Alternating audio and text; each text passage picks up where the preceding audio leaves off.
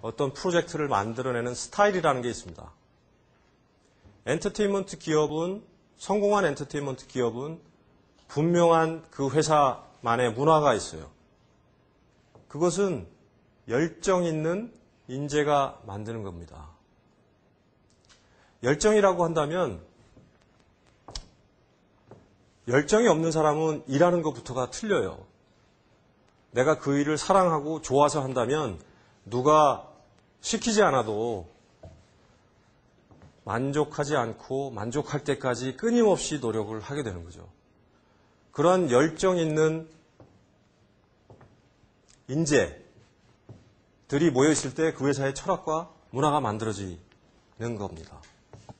메이저 스튜디오들이 엔터테인먼트 기업을 운영하면서도 회사의 분명한 철학과 비전을 지속적으로 견지한다는 것은 사실 쉽지 않습니다. 좋은 사례가 될 텐데요. 팍스라고 여러분들이 잘 알고 계신 뉴스코프나 바이아캄, 파라마운트를 가지고 있는 회사죠. 타임워너 같은 대단히 성공적인 기업을 비교를 해보더라도 비전이 분명한 회사와 그렇지 않은 회사의 차별이 있습니다. 뉴스코프의 성장세를 보시면 타임워너보다는 좀 완만합니다. 바이아컴도 2000년도 이후에 급격한 그 매출의 성장을 보이고 있죠. 그러나 손익을 보시게 되면 뉴스코프는 일정하게 영업이익률을 만들어내고 있습니다. 타임워너의 영업이익률이 굉장히 들쭉날쭉하죠. 바이아캄은 2003년 이후로 영업이익률이 굉장히 떨어지고 있습니다. 그래프에서 보여주는 것이 무엇이냐면 뉴스코프는 무리한 M&A를 하지 않는다는 거죠. 내가 가야 될 목적점이 분명하게 있는 겁니다. 내가 도달해야 될 목적지에 가기 위해서 지속적으로 그 철학과 비전을 조직 내에서 공감하고 한 방향으로 진행을 하고 있는 겁니다. 바이아캄이나 타임워너가 비전이 없다라고 얘기를 할 수는 없을 것 같아요.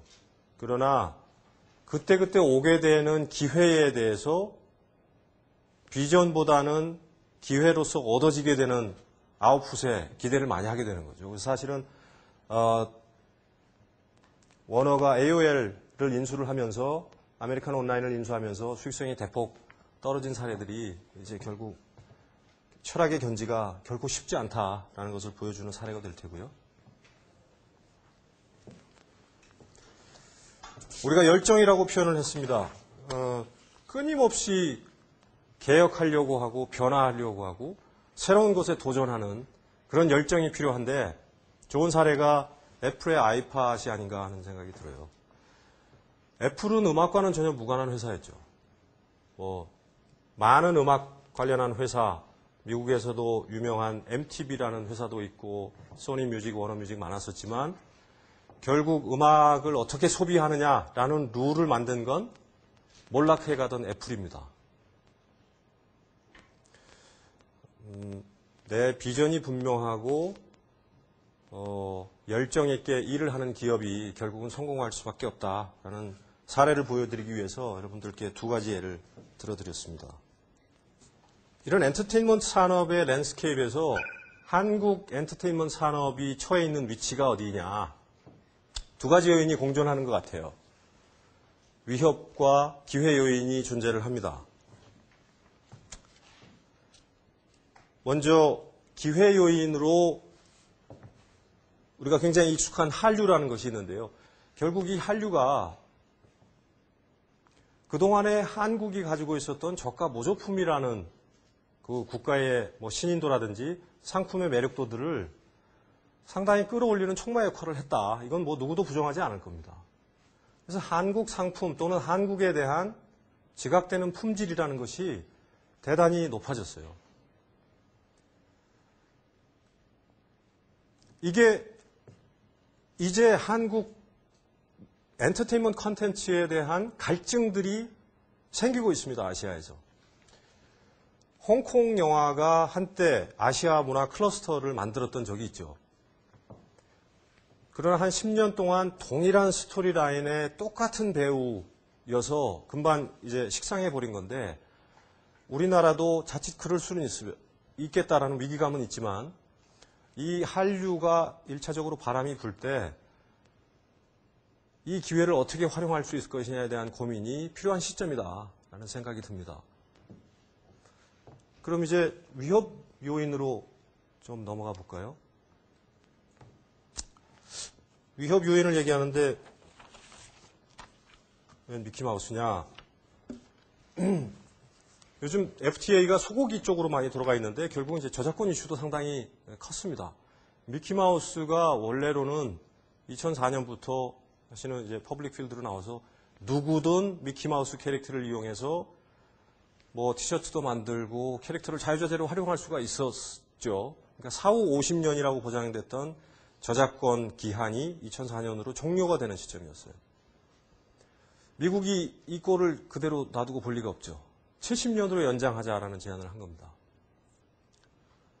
그래서 뭐 미키마우스법이라고 조롱까지 했었던 소니버너법이라는 것이 있고, 지금 우리가 그걸 비준하는 단계에 와 있죠.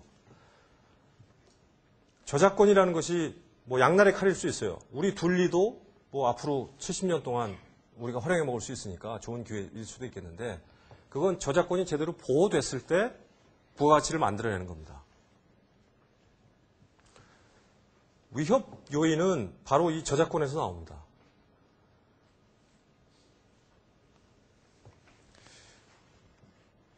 우리나라의 한국 엔터테인먼트 산업의 위협 요인이라고 한다면 뭐 여러 가지 다른 것들도 있을 거예요.